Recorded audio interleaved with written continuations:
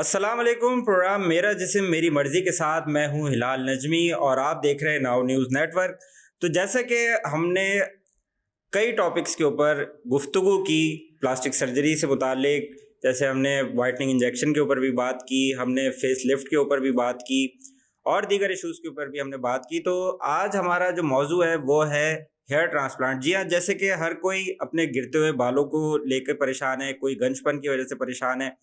तो इसी हवाले से आज भी हमारे साथ गुफ्तगू के लिए मौजूद है डॉक्टर आदिल आसिफ जैदी साहब। अस्सलाम वालेकुम डॉक्टर साहब, कैसे हैं? वालेकुम अस्सलाम, मैं बिल्कुल ठीक हूँ। आप सुनाएँ कैसी तबीयत है?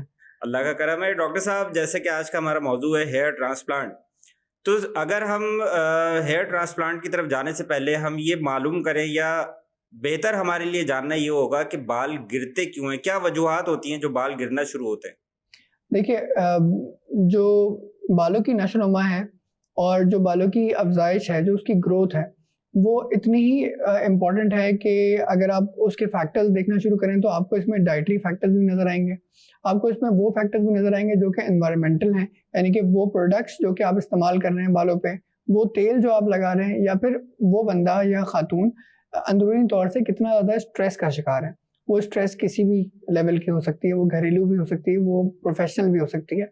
और ये सारी चीज़ें के अलावा जो आजकल बहुत इम्पोर्टेंट चीज़ हमें नज़र आना शुरू हुई, वो ये कि कौन-सा पानी आपके घर में आ रहा है।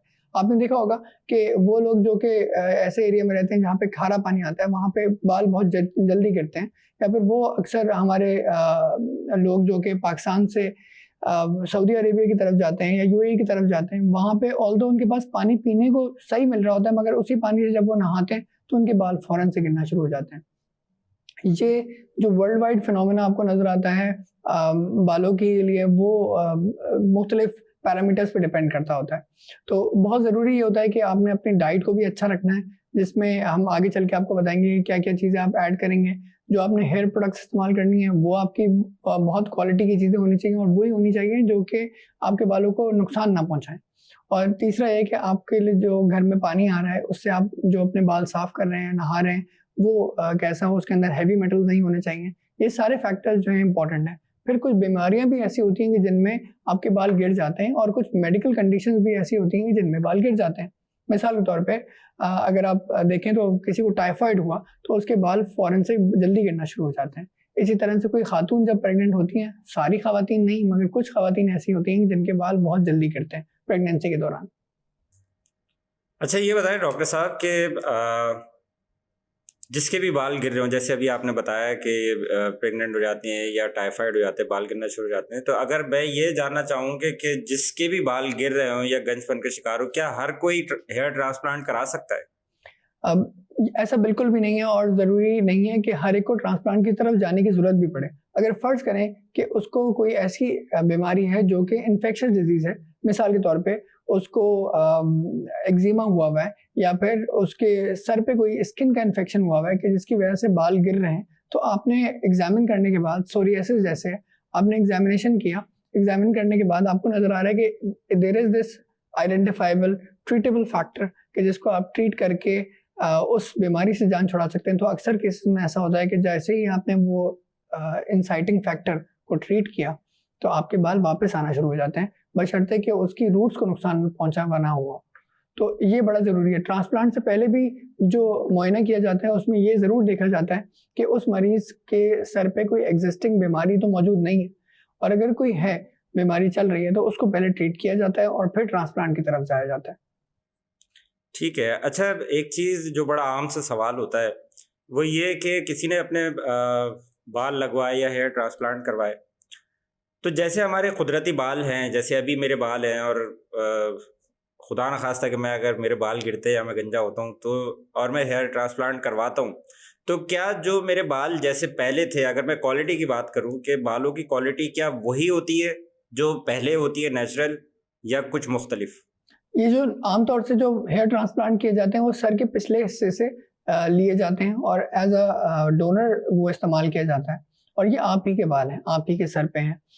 इनकी डायरेक्शन अलबत्ता नीचे की तरफ होती है क्योंकि सर के पीछे के हिस्से में लगे हुए हैं, मगर ये कि जब इनको आगे की तरफ लगाया जाता है, तो उनकी डायरेक्शन को भी नॉर्मल तरीके से जो कि पहले जिस तरह से बाल थे, वैसे लगा दिया जाता है। एक-एक बाल जो है वो हाथ से लगता है ऑल्दो अब जो जदीद मशीनें आ रही हैं उनमें कुछ मशीनें ऐसी भी हैं जो कि ट्रांसप्लांट भी मैकेनिकली कर रही हैं, मगर ये कि उससे उसमें अभी जो उसकी फिनेस है, यानी कि उसकी जो फाइनलाइजेशन है, उसके जो रिजल्ट्स हैं, उसमें आने में अभी टाइम मौजूद है। अलबत्ता जो चीज़ मुस्तनद है वो ये कि आप ही के बाल लिए जाते हैं और पीछे से लेके आपके बाल आगे की तरफ लगाए जाते हैं और इस तरह लगाए जाते हैं कि वो देखने में भी नॉर्मल लगे, और जब टाइम गुजरता है और वो अपनी जड़ पकड़ लेते हैं, फिर आप एज नॉर्मल किसी भी बार्बर के पास, किसी भी हेयर ड्रेसर के पास जाके वो बाल कटवा सकते हैं। अच्छा, ये बताइएगा, जैसे आपने अभी कहा कि सर के पीछे से बाल लिए जाते हैं, और अगर सर के पीछे भी बाल ना हो तो फिर कहाँ से लिए जाएंगे? मतलब और कहाँ से बाल लिए जा सकते हैं, जो अगर सर पे बिल्कुल ही बाल ना हो तो? अगर फर्ज करें कि हमारे पास कोई ऐसी सिचुएशन डेवलप होती है कि उस बंदे के ऑल ओवर बाल सर पे हैं ही नहीं, तो जिस्म में और जगहें हमारे पास एज अ डोनर एरिया इस्तेमाल तो हो सकती हैं, मगर ये कि उनकी क्वालिटी में फ़र्क आ जाता है। मिसाल के तौर पे अगर मैं एक्जिला से या ग्रोइन से बाल हार्वेस्ट कर रहा हूँ, तो वो बहुत मोटा बाल होगा और वो दिखने में भी बाद में मोटा ही रहेगा। उसको पतले करने का कोई तरीका नहीं, क्योंकि हम खाली बाल नहीं ले रहे होते हैं, हम उसकी जड़ भी ले रहे होते हैं। और हेयर ट्रांसप्लांट के कुछ अरसे बाद हेयर शॉक में चला जाता है और ऊपर का बाल गिरा देता है, और थोड़े अरसे बाद दोबारा से बाल आते हैं। और ये जब बाल आते हैं तो ये नेचुरल बाल होते हैं, मगर ये बाल वही आएगा जहाँ से आपने इसको हार्वेस्ट किया, जहाँ से आपने डोनर एरिया इस्तेमाल किया। तो दिखने में जिस जगह से लिया हुआ है वहाँ के बालों की जो क्वालिटी है, जो नेचर है, वो वही रिटेन करता है। अच्छा, ये बताइएगा कि जो हमने हेयर ट्रांसप्लांट कराया, जो बाल हमने लगवाए, तो कितने अरसे में रिजल्ट आता है? क्या वो जैसे हम आम जबान में कहते हैं ना कि एक किसान जो है वो जमीन पे हल चलाता है और 6 महीने बाद फसल निकलती है जाके, तो कितना अरसा लगता है ये बालों को नॉर्मल होने में, आने में? अब हेयर ट्रांसप्लांट से पहले यही लोग जिनके अभी बाल गिर रहे होते हैं उनको पीआरपी की तरफ लेके जाया जाता है और कोशिश की जाती है कि पीआरपी से वो बाल जो कि अभी गिरे नहीं हैं वो रुक जाएं और मजीद नए बेबी हेयर जो है वहाँ पे आना शुरू हो। यही जो प्रोसेस है वो हेयर ट्रांसप्लांट के बाद भी कंटिन्यू किया जाता है, ऑल्दो इतना फ्रिक्वेंटली नहीं होता जितना पहले किया जा रहा होता है, बट ये कि इससे पीआरपी से फ़ायदा ये होता है कि जो आपने बाल ट्रांसप्लांट किए उसको अब नशोनुमा अच्छी मिलना शुरू हो जाती है, उसको ब्लड सप्लाई बढ़ जाती है। और खुराक का भी रोल है अपनी जगह पे, मगर ये तकरीबन समझ लें कि 6 महीने से 1 साल लगता है आपको एक विजिबल रिजल्ट्स देखने में, और उसके बाद आप चाहें तो आप एक और सेशन ऑफ हेयर ट्रांसप्लांट भी ले सकते हैं। तो अगर आपको लगता है कि जी जो मेरे पास नंबर ऑफ हेयर है वो इतने नहीं है और आपको मजीद हेयर दरकार है, तो आपके पास पीछे डोनर एरिया इतना मौजूद होता है कि आप 2 से 3 दफ़ा आप हेयर ट्रांसप्लांट कर सकते हैं, बशर्ते कि आपने टू बिगिन विद एक बहुत अच्छी प्लानिंग से चले और इस चीज़ को ध्यान में रखा कि हो सकता है कि मरीज को और बाल लगाने की भी ज़रूरत पड़ जाए। अच्छा, ये बताएं कि हेयर ट्रांसप्लांट करा लिए, बाल उग भी गए, आ भी गए बाल। अच्छा, अब किसी वजह से, जैसे हम देखते हैं ख़ास तौर पे कुछ घरों में कुछ बच्चे होते हैं बड़े शरारती, जो बाल भी नोच लेते हैं, और कुछ ख़वातीन जिन्हें हम बीवियाँ कहते हैं, तो वो भी बाज़ दफ़ा अगर वो नोच लेती हैं बाल, तो क्या दोबारा हेयर ट्रांसप्लांट कराने की ज़रूरत है? देखिए, जो अब हम ट्रांसप्लांट करते हैं और ट्रांसप्लांट अपनी जगह उसने पकड़ ली मजबूती से, तो अगर कोई चाहे भी तो उसको नोच के नहीं निकाल सकता। अलबत्ता ये कि आप इसको अगर जला दें, अब फॉर एग्जांपल हमारे पास एक पेशेंट आया कि जिसने ट्रांसप्लांट तो करवा लिया और ट्रांसप्लांट कराने के कुछ अर्से बाद वो किचन में कुकिंग करना शुरू हुआ और वहाँ पे थोड़ी सी आग लगी और जो उसके आगे के ट्रांसप्लांटेड हेयर थे वो जल गए। अब वो हमारे पास आता है, हर दफ़ा आके बताता है, सर ये पीछे के बाल तो आ रहे हैं, आगे के बाल क्यों नहीं आ रहे? तो जिस चीज़ को आप जला चुके हैं वो चीज़ कैसे आएगी? अलबत्ता है कि किसी भी बंदे के नोचने से, चाहे वो बच्चा है या बड़ा, आप उसकी जड़ को नहीं निकाल सकते। आप ऊपर से हेयर फिलामेंट ज़रूर निकाल देंगे, मगर ये कि वो बाल दोबारा आ जाएंगे। अच्छा, ये बताएं, अगर हम ग्रोथ की बात कर रहे हैं, बाल हमारे, हम क्या नाई से कटवा सकते हैं बाल जो हमने हेयर ट्रांसप्लांट कराए? बिल्कुल ऐसा ही है, आप किसी भी रेगुलर बार्बर के पास जाके अपने बाल कटवा सकते हैं। ये कोई पैच नहीं है। आजकल के आपने सुना होगा कि ये हेयर पैच का एक बड़ा चला है कि ऊपर से उसको कैमोफ्लेज कर दिया जाता है और नेचुरल की तरह दिखते हुए पैचेस लगा दिए जाते हैं, जो कि लाजमी सी बात है, मरीज को तो खुद पता है कि उसके ये पैच लगा हुआ है, चाहे वो देखने में कितना ही क्यों ना नेचुरल लगे। अलबत्ता ये कि उसको लगाने के लिए जो पेस्ट इस्तेमाल होता है वो जिस तरह से स्किन पे चिपका रहता है, इस सारे टाइम के दौरान पानी नहीं लगता वहाँ पे। आप आपने एक चीज़ चिपका दी, अब आपके वज़ू करने के मसले मसाइल में पड़ जाते हैं क्योंकि अब उस जगह पे पानी नहीं लग रहा। अलबत्ता हेयर ट्रांसप्लांट के साथ ऐसा नहीं होता। हेयर ट्रांसप्लांट में सिर्फ बाल लगाए जाते हैं और खाल बीच में ओपन छोड़ी जाती है कि जहाँ पे आप अपने जो दीगर मसले मसाइल हैं, गुस्ल है, नमाज है, जो वज़ू है, ये प्रॉपर तरीके से आप कर सकें। सही।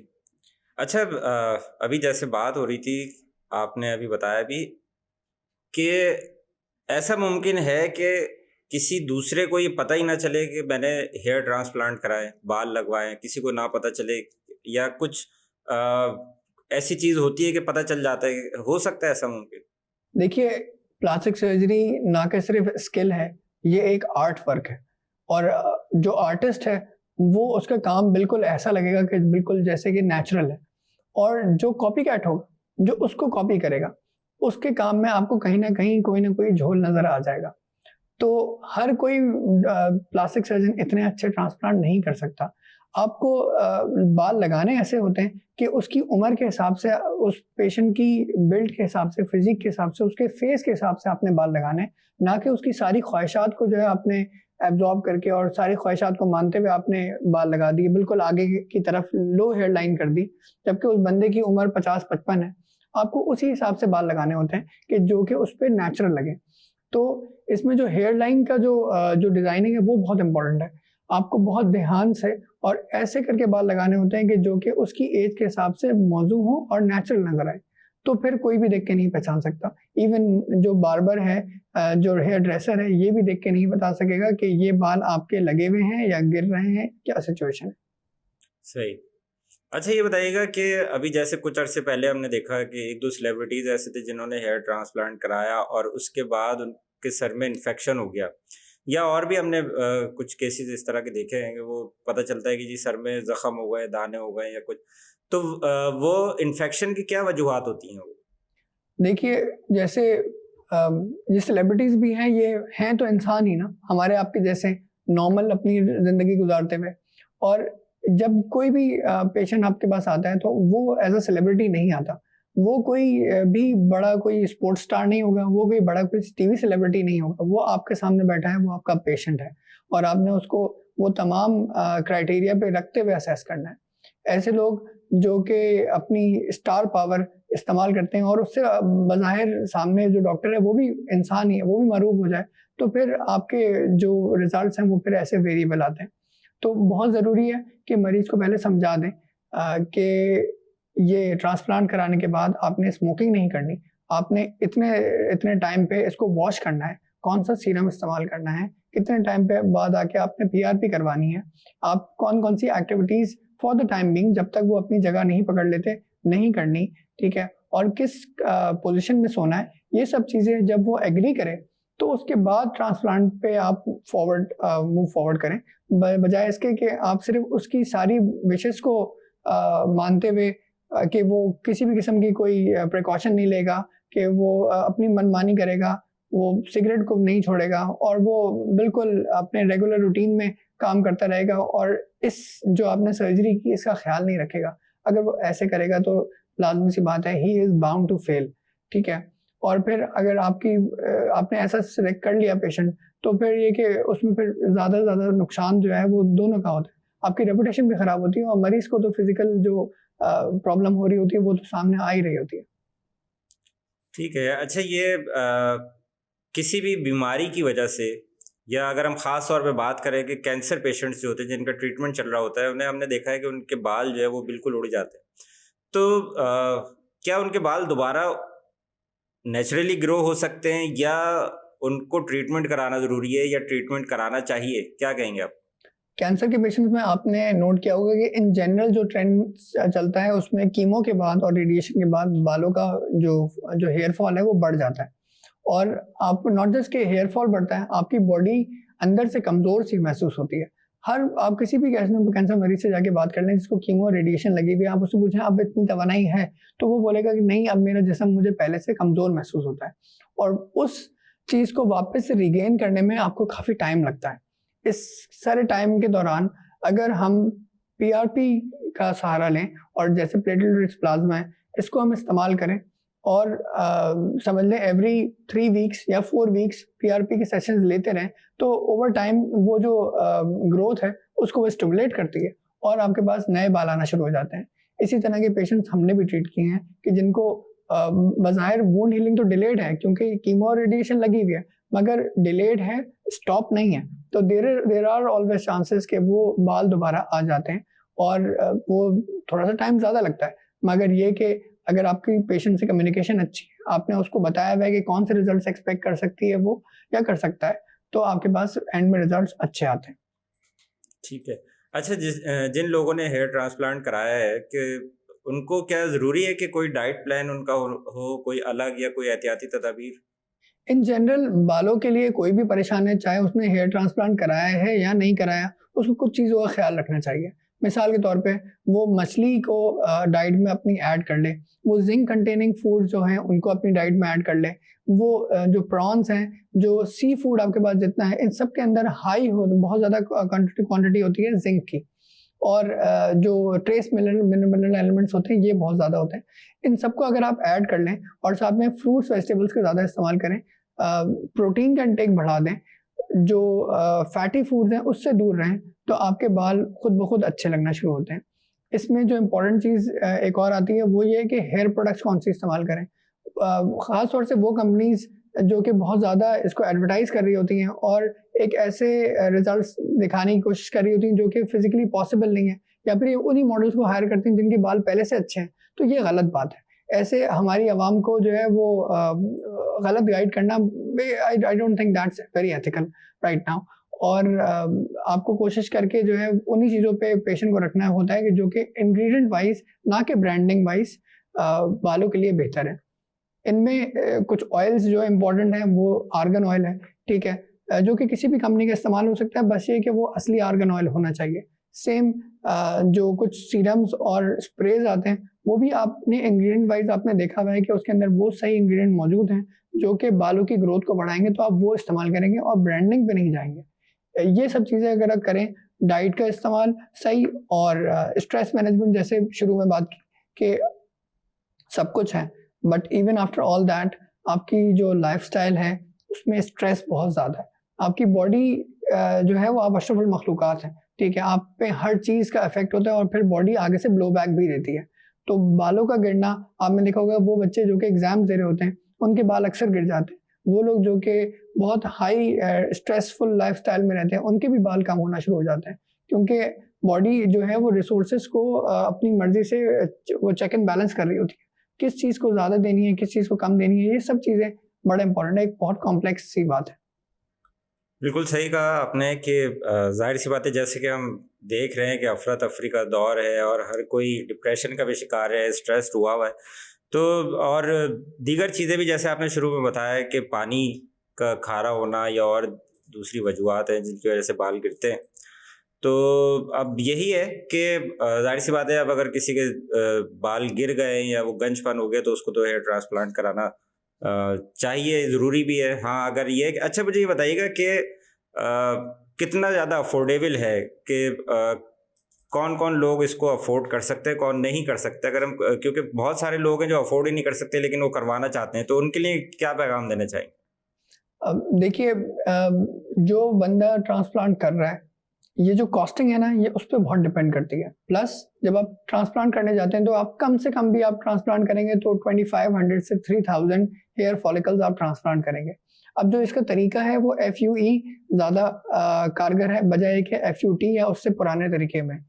तो जब भी ये 2500 से 3000 बाल या उससे भी ऊपर 4000 बाल या 6000 बाल आप जो बालों की रूट्स हैं इनको आप ट्रांसप्लांट करेंगे, तो बहुत ज़्यादा मैटर करता है कि हु इज़ डूइंग इट। कोई टेक्नीशियन कर रहा है, कोई प्रॉपर हेयर ट्रांसप्लांट सर्जन कर रहा है, कोई प्लास्टिक सर्जन कर रहा है जिसकी एडवांस फेलोशिप्स हैं हेयर ट्रांसप्लांट्स के अंदर।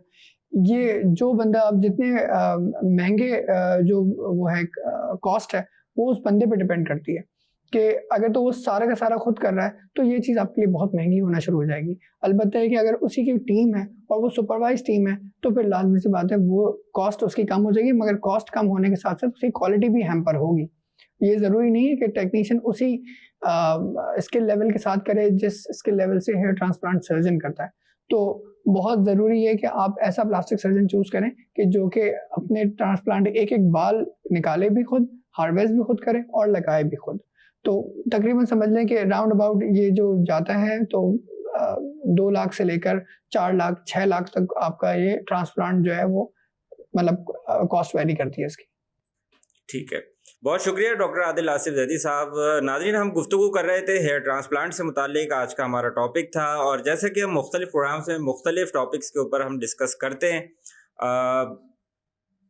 डिस्प्ले पे हमने अपना ईमेल एड्रेस भी दिया हुआ है और डिस्क्रिप्शन में हमने डॉक्टर साहब के पेज का लिंक भी दिया हुआ है। और आप जो जानना चाहें, जो समझना चाहें, जो राय देना चाहें, जो पूछना चाहें, आप हमें इनबॉक्स भी कर सकते हैं, कमेंट में भी आप अपना सवाल हमें भेज सकते हैं, या हमारे प्रोग्राम में बेहतरी से मुतालिक कोई अपनी राय देना चाहें तो वो भी आप कर सकते हैं। और डॉक्टर साहब से रब्ता करने के लिए, जैसे मैंने बताया, ईमेल एड्रेस भी है और पेज का लिंक भी दिया हुआ है।